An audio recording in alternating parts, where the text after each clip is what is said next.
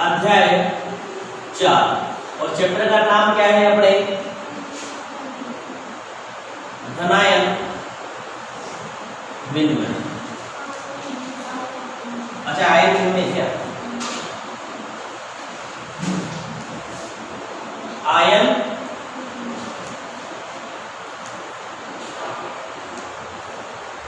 विनिमय। चलिए आज का फर्स्ट टॉपिक डालिए। आपको कल मैंने, जैसे कि आपको पता है, धनायन विनिमय मैंने पढ़ा दिया था। आज हम बात करेंगे यहाँ पर ऋणायन विनिमय की। तो दूसरा टॉपिक डालिए अपना ऋणायन विनिमय। ऋणायन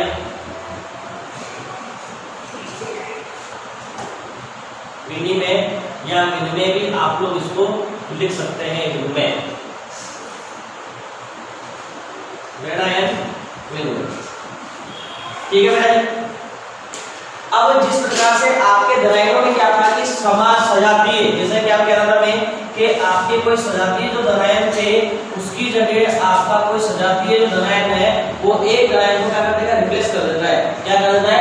रिप्लेस कर देता है। मतलब ये धनायन जो है इस धनायन को क्या कर देगा? रिप्लेस कर देगा और एक धनायन होकर आपके यहाँ से बाहर निकल जाएगा। तो ये प्रोसेस आपने चल रहा था कल। ठीक है। तो ऋणायन विनिमय में लिखिए वह प्रकरण जिसमें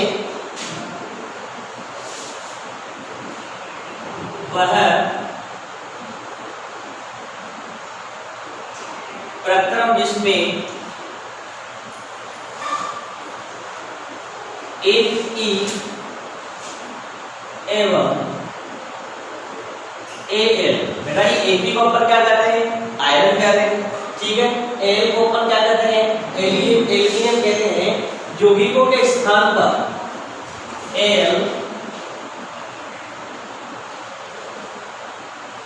यौगिकों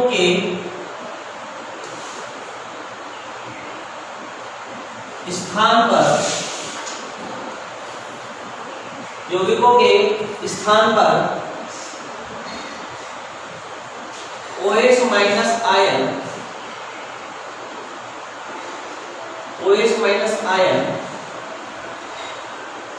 आ जाते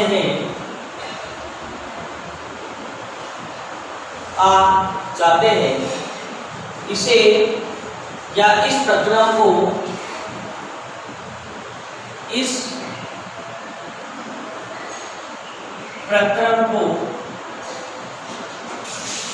ऋणायन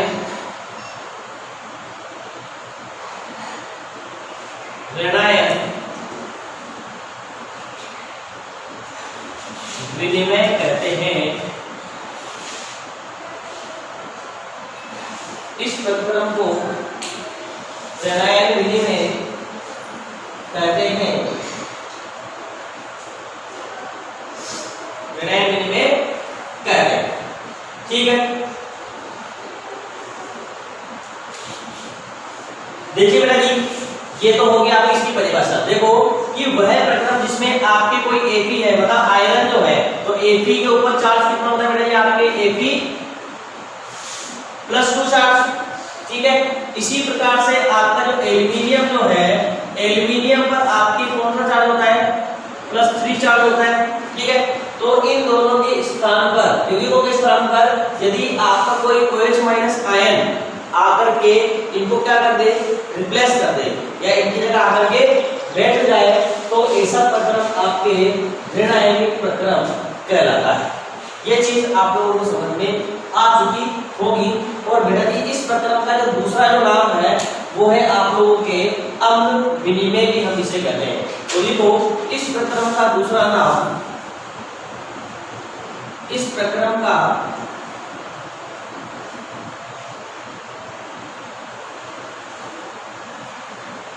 दूसरा नाम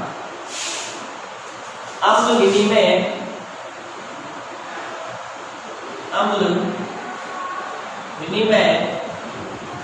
है। इस प्रक्रम का दूसरा नाम अम्ल विनिमय है।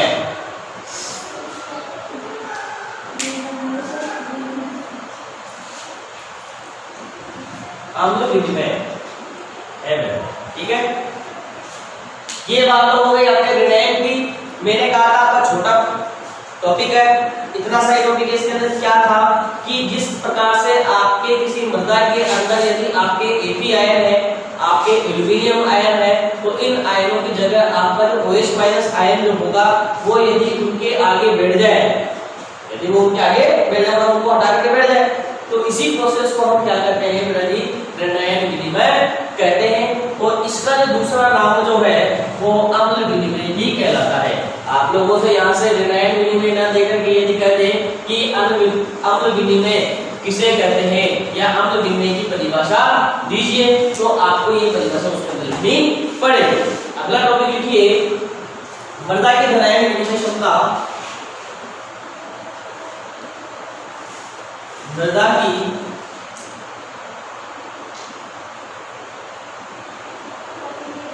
बेटा जी, मृदा की ऋणायन विनिमय क्षमता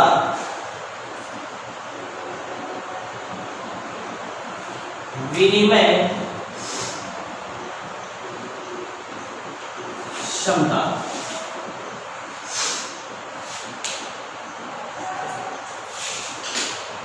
देखिए बेटा जी, मृदा की ऋणायन विनिमय क्षमता क्या है कि जिस प्रकार से मैंने आपको बताया है कि एक आपका कोई सजातीय ऋणायन है और दूसरा सजातीय ऋणायन है, मतलब ये ऋणायन जो है इसको रिप्लेस करके बाहर निकल जाए, तो ये प्रक्रिया किसके अंदर संपन्न होती है, आपकी मृदा के अंदर संपन्न होती है। पर क्या सभी मृदाओं में ऐसा होता है क्या? नहीं, सभी मृदाओं में ऐसा नहीं होता, क्योंकि हम जानते हैं कि हम भारत देश में निवास करते हैं। यहाँ पर हर एक कोष पर अपनी विविधताएं जो होती है वो बदलती है। क्या बदलती है? विविधताएं बदलती है। और इसी प्रकार से यहाँ की जो मृदा है, इस मृदा के जो रासायनिक संगठन है उसके अंदर भी क्या होता है, उसमें क्या होती है, परिवर्तन होता है या बदलाव उसके अंदर देखा जाता है। अब इसी बदलाव के कारण जो है इनकी जो ऋणायन विनिमय क्षमता जो होगी वो भी क्या होती है, अलग अलग होती है। क्या होती है? अलग अलग होती है। तो इसका मतलब ये कि 1 किलोग्राम शुष्क मृदा द्वारा 1 किलोग्राम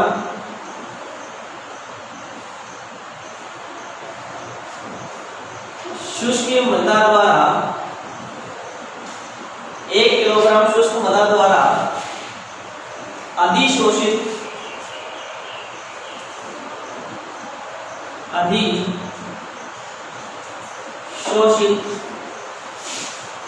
H+ आयन अथवा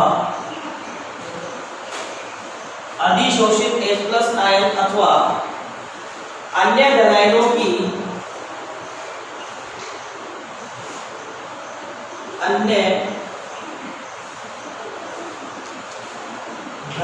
की अधिशोषित मात्रा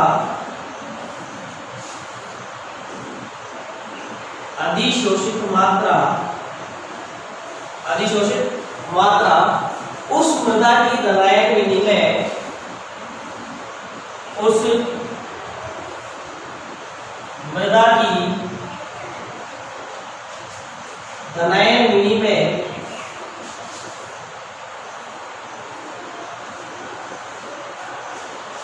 विनिमय क्षमता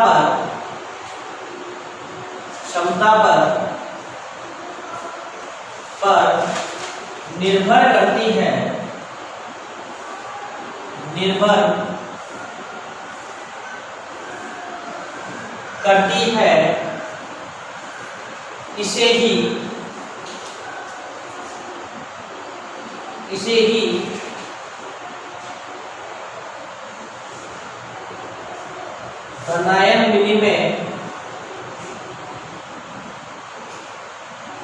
इसे ही ऋणायन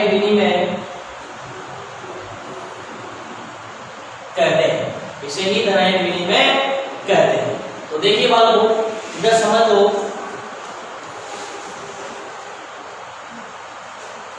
ऋणायन विनिमय क्षमता पर निर्भर बिना समझाऊं मैं। देखो एक बार कि 1 किलोग्राम शुष्क मृदा द्वारा अधिशोषित H+ आयन, मतलब 1 किलोग्राम, यहाँ पर जो मृदा की क्वांटिटी ली गई है वो कितनी ली गई है? 1 किलोग्राम मृदा की क्वांटिटी बच्चों ली गई है। अब 1 किलोग्राम मृदा पर जो H+ आयन आपके क्या होते हैं? अधिशोषित हो, क्या उससे ज्यादा या इससे ज्यादा, मतलब कोई दूसरा आपका ऋणायन हो, वो उसके प्रश्नों पर क्या होगा? अधिशोषित होगा और अधिशोषित होने वाले जो धनायन है ये अधिशोषण क्षमता किस पर निर्भर करेगी, उस मृदा पर निर्भर करेगी। वो मृदा किस प्रकार की है, उसका संगठन कैसा है, उसकी संरचना कैसी है, उस पर निर्भर करेगा। ठीक है, करती है। इसे ही धनायन विनिमय कहते हैं और ये आपके धनायन विनिमय कहलाता है। क्योंकि आप लोगों को मैं वापस बताता हूँ, हमारे भारत देश में अलग अलग प्रकार की मृदाएं मिलती है और इन सभी मृदाओं के धनायन विनिमय जो क्षमता है वो भी बेटा जी क्या है, अलग अलग मिलती है। तो इनकी अलग अलग धनायन विनिमय क्षमता कहते हैं। तो इसीलिए धनायनों को धारण करने की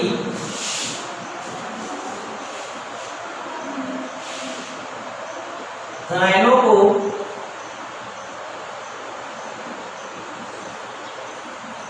धारण करने की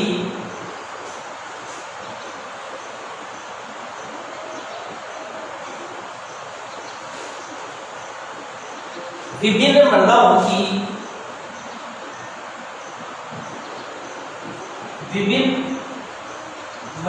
की क्षमता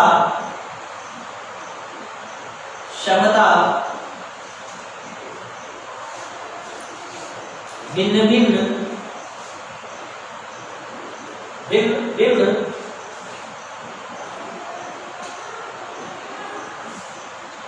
होती है। क्या होती है बेटा जी, भिन्न भिन्न होती है। ये मैंने आपको क्लियर कर दिया है। क्या क्लियर कर दिया, पहला मैंने कहा ऋणायनिक विनिमय। अब ऋणायनिक विनिमय क्या है कि वह प्रक्रम जिसमें आपके FeN यौगिकों के स्थान पर आपके OH माइनस आकर OH माइनस आयन आकर के आपके भेड़ जाता है, ऋणायन विनिमय कहलाता है। और इस प्रक्रम का दूसरा नाम जो है वो अम्ल विनिमय भी है। ठीक है, दूसरा टॉपिक मैंने इसमें लिखा है आपको कि मृदा की धनायन विनिमय क्षमता।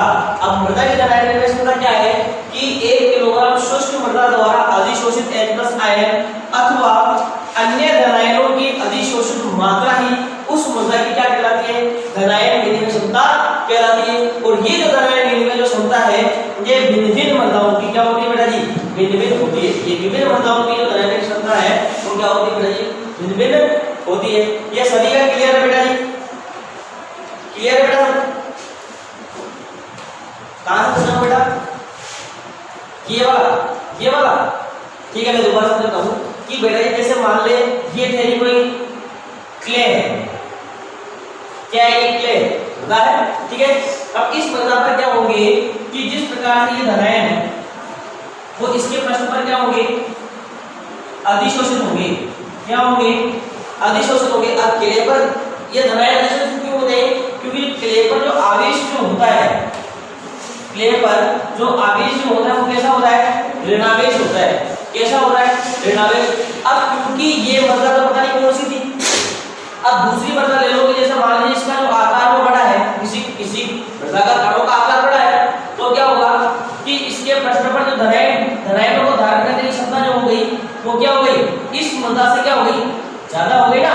क्योंकि ज्यादा धनायन जो है इसके पृष्ठ पर क्या होंगे, अधिशोषित होंगे।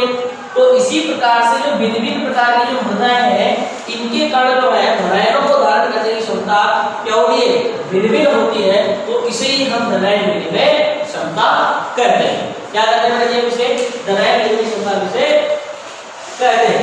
समझ में आगे बढ़े सभी को।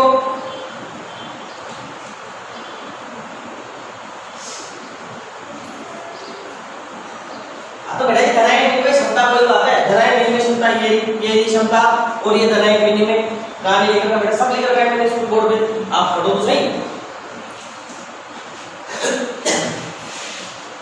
अरे यार वो तो समझाने की बात है, चलो ठीक है, ये समझ में आ गई ना।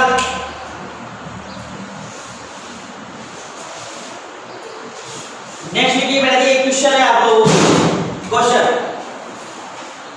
लिखिए, किसी मृदा की धनायन विनिमय क्षमता किसी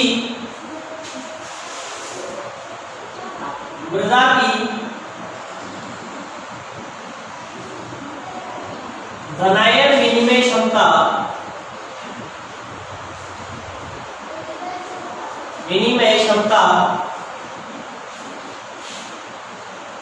बेटा जी इसे अपन क्या कहते हैं, CECB कहते हैं। धनायन विनिमय क्षमता को क्या कहते हैं, CECB कहते हैं। अब CECB फुल फॉर्म क्या है? Cation exchange charge. क्या है? CATION, cation EXCHANGE exchange charge, ये इसकी फुल फॉर्म है। तो इसे आपके जो आएगा ना तो CEC लिखा हुआ है बेटा, धनायन विनिमय क्षमता अब आपसे विलुप्त हो जाएगी। धनायन विनिमय क्षमता ये है CEC लिखा हुआ है, क्योंकि C का मतलब क्या है आपके? केटायन, E का मतलब क्या है? एक्सचेंज, C का मतलब क्या है? चार्ज। मतलब धनायनों का क्या है? एक्सचेंज जो होगा, उसके चार्ज का एक्सचेंज होगा, वही धनायन विनिमय क्षमता आपके कहलाती है। तो किसी प्रकार की धनायन विनिमय जो क्षमता है CEC वो कितनी है? 10 सेंटीमोल इनवर्स किलोग्राम, सेंटीमोल इनवर्स किलोग्राम हो तो उस मृदा की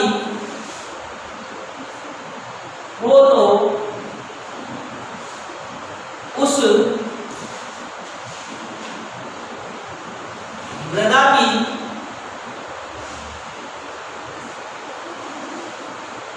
अधिशोषण, तो उस मृदा की अधिशोषण क्षमता होगी। तो उस मृदा की अधिशोषण क्षमता कितनी होगी? इसका आंसर दीजिए मुझे, सभी बच्चे आंसर दीजिए। हाँ बिल्कुल शाबाश बेटा, अच्छा आंसर दिया इस बच्चे ने। क्या आंसर दिया है? मैंने कहा था आपको, नीचे ही कहा था कि 1 किलोग्राम शुष्क मृदा द्वारा अधिशोषित H+ आयन या अन्य धनायन की अधिशोषण मात्रा जो है उस मृदा की धनायन विनिमय क्षमता कहलाती है। ठीक है, तो क्या होगा कि किसी मृदा की धनायन विनिमय क्षमता जो है कितनी है? यहाँ पर 10 सेंटीमोल है।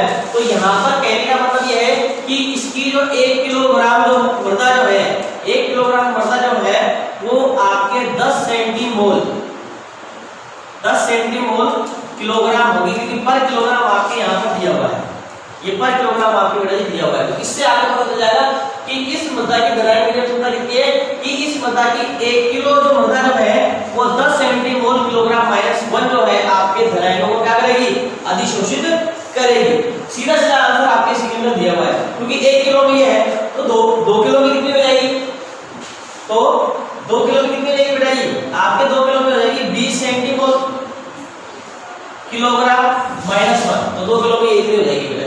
उतारो बेटा इसको।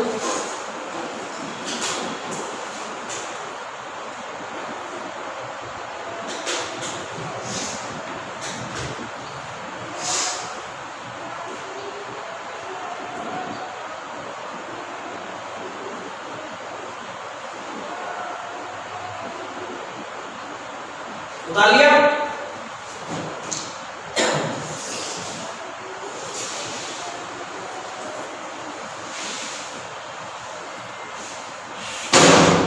आगे नेक्स्ट टॉपिक डालिए बेटा जी,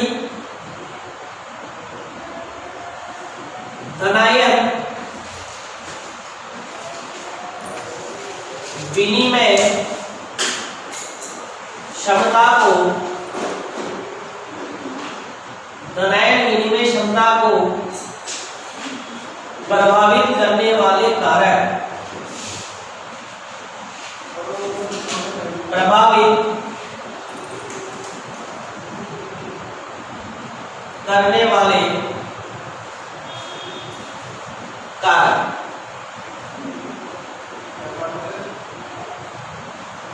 धनायन विनिमय क्षमता को प्रभावित करने वाले कारक। इसमें लिखिए धनायन विनिमय क्षमता को प्रभावित करने वाले कारक निम्न है। धनायन विनिमय क्षमता को प्रभावित करने वाले कारक निम्न है।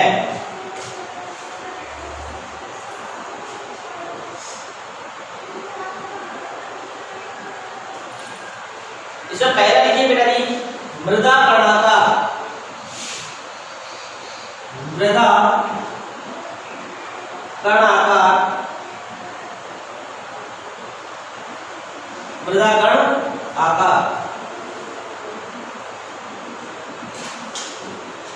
मृदा कण आकार।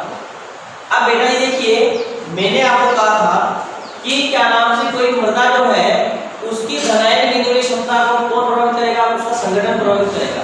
तो संगठन में सबसे पहले आपके उस मृदा का कण के आकार आते हैं। कौन आता है? मृदा के कणों का आकार आता है। तो इस आकार में यदि मान लीजिए मृदा के कण बड़े हैं, मृदा के कण बड़े हैं, तो धनायन विनिमय क्षमता क्या होगी उसकी? कम होगी। क्या होगी? कम होगी। जबकि अगर यदि इसके कण छोटे हैं, कण इसके छोटे हैं, तो इनकी जो धनायन विनिमय क्षमता है वो क्या होगी बेटा? ये आपके अधिक होगी। क्या होगी? अधिक आपके होगी। तो यही कणाकार आपके इसमें है। तो लिखिए महीन कणाकार मृदा की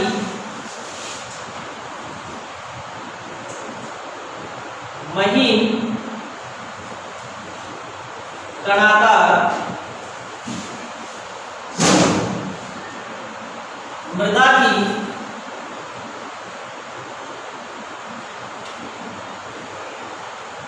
धनायन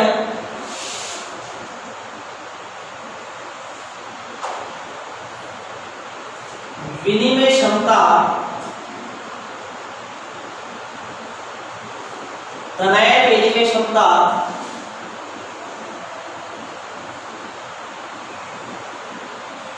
अधिक होती है। धनायन विनिमय क्षमता अधिक होती है।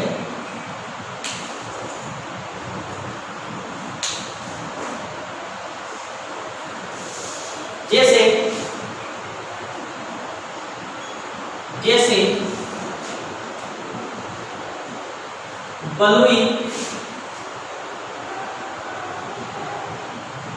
मृदा की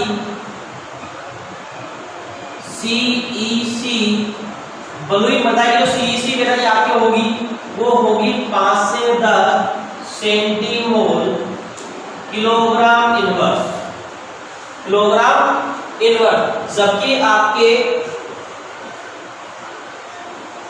मटियार मृदा जो होगी,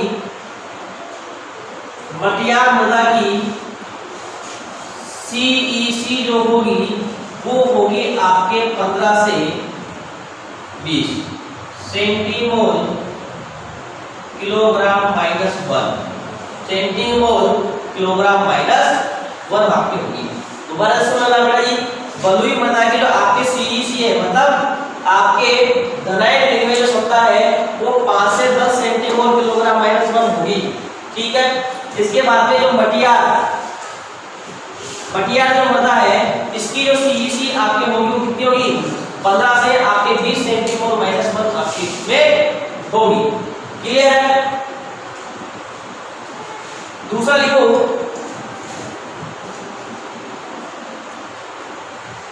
मृदा की मात्रा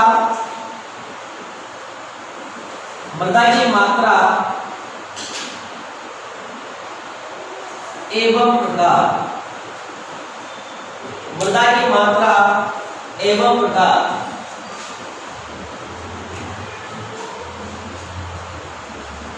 देखिए बेटा मैंने आपको एक चीज बताई थी कि यदि किसी मृदा के अंदर आपके ह्यूमस की मात्रा ज्यादा है, किसी मृदा में ह्यूमस की मात्रा आपकी ज्यादा है, तो वहां जो धनायन विनिमय क्षमता जो होगी कितनी होगी?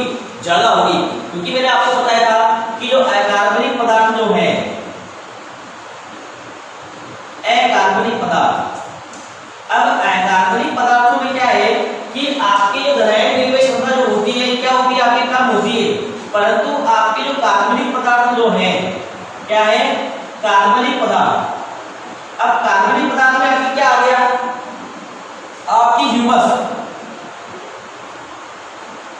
जो आती है, इस ह्यूमस के अंदर आपके जो मृदा के धनायनों को अधिशोषण करने की क्षमता जो होती है वो क्या होती है बेटा? इसमें अधिक होती है। क्या होती है? अधिक होती है। तो बस यही आपको लिखना है। इसमें लिखिए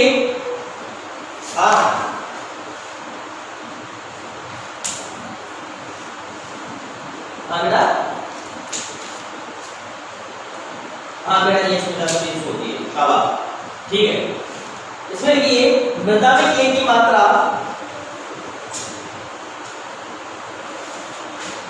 मृदा में क्ले की मात्रा अधिक होने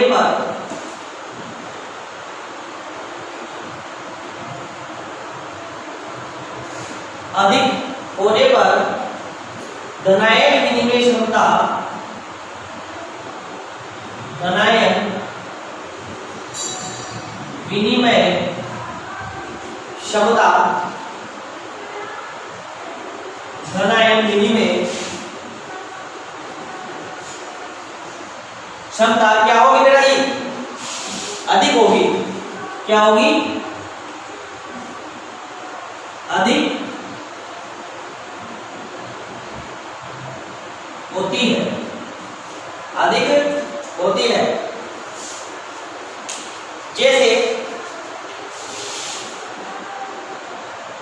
जैसे मार्ट मोरिलोनाइट, जैसे दिख रहा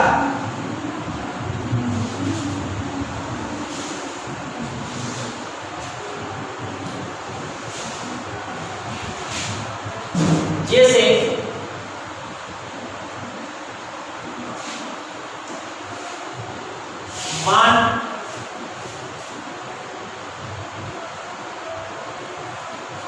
मोरिलोनाइट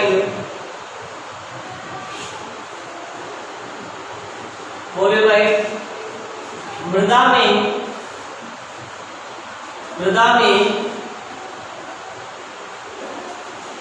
क्ले की मात्रा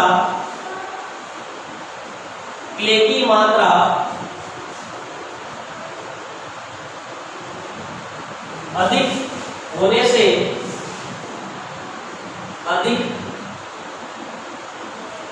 होने से धनायन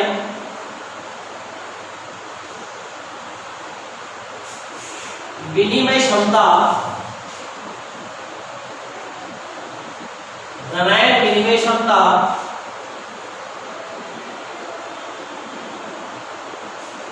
अधिक होती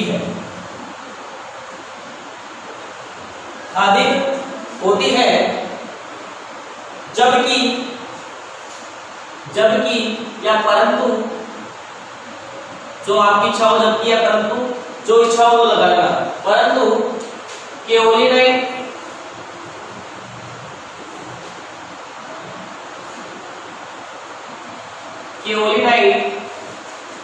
तथा इलाइट समूह में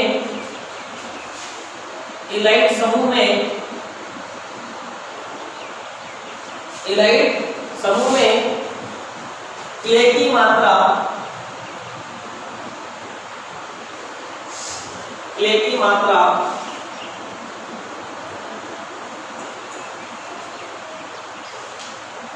कम होने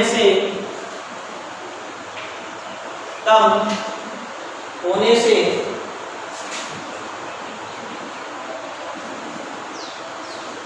धनायन विनिमय क्षमता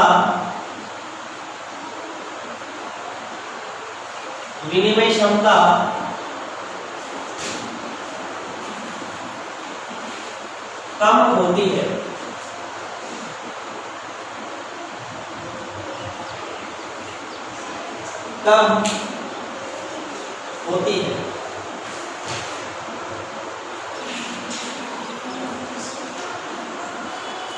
उतारिए बेटा इसको, उतारो। जो बच्चे ने उतारे वो उतारो।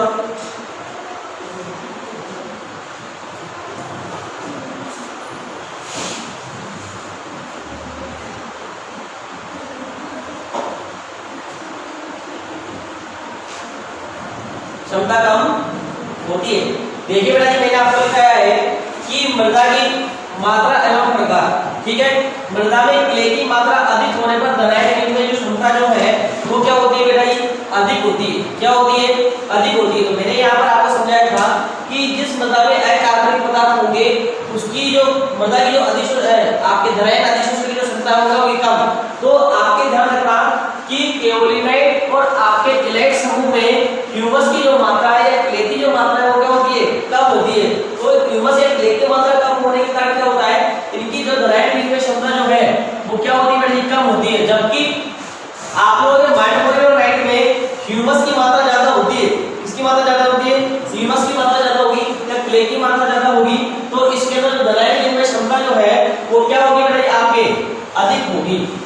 होती है बेटा, अधिक आपकी इसमें होती है।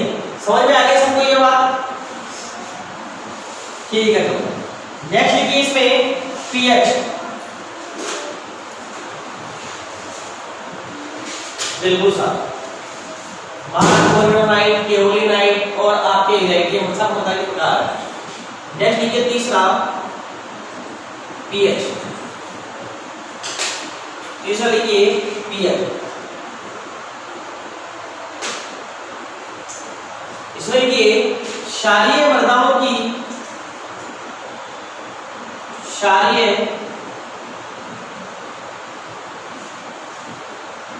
मृदाओं की धनायन विनिमय क्षमता, धनायन विनिमय क्षमता अम्लीय मृदाओं की अपेक्षा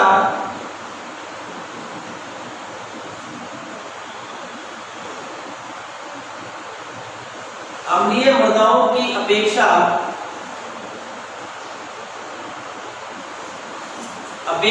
अधिक होती है, अधिक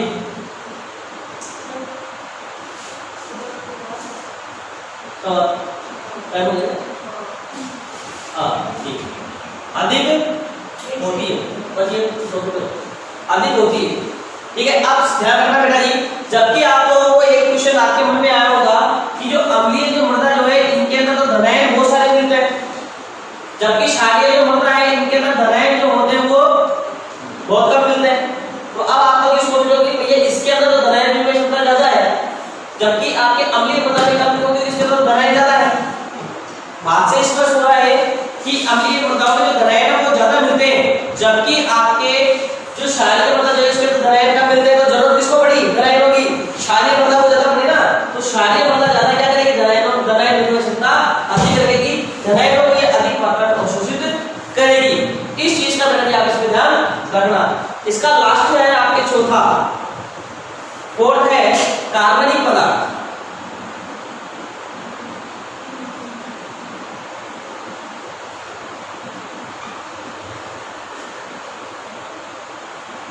कार्बनिक पदार्थ, तो देखो बेटा जी, मैंने आपको कहा है कि जो ह्यूमस जो है वो किससे बनी हुई रहती है, आपके कार्बनिक पदार्थों से। ठीक है, अब कार्बनिक पदार्थ कौन से हैं, आपके जीवांश पदार्थ आपके कार्बनिक पदार्थ होते हैं। अब जीवांश पदार्थ कौन से होंगे, आपके जीवों के अवशेष जैसे जड़, तना, पत्ती और जंतुओं की जो अवशिष्ट पदार्थ है जैसे मलमूत्र वगैरह। ठीक है, और जंतुओं की जो शरीर जो है वो ताजा अवशेष, जो अवशेष होंगे इनके वो आपके कार्बनिक पदार्थ कहलाते हैं। और यही कार्बनिक पदार्थ आपकी ह्यूमस का निर्माण भी करते हैं कि नहीं करते। तो कार्बनिक पदार्थों की मात्रा ज्यादा होगी, तो इसमें लिखिए, इसमें लिखो बेटा जी, मृदा में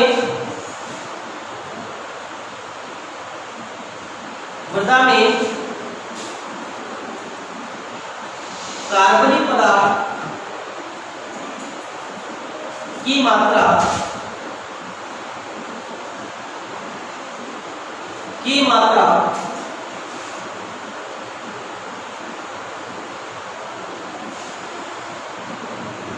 अधिक होने पर इसमें धनायन विनिमय क्षमता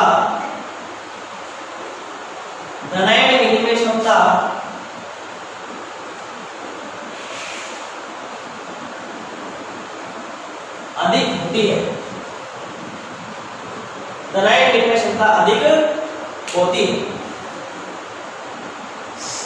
अब बेटा जी नेक्स्ट जो टॉपिक अपना, ये तो आपका टॉपिक क्लियर हो चुका है। अगला टॉपिक जो है अपन अगली क्लास में क्लियर करेंगे, मतलब कल। ठीक है बेटा जी, जिन्होंने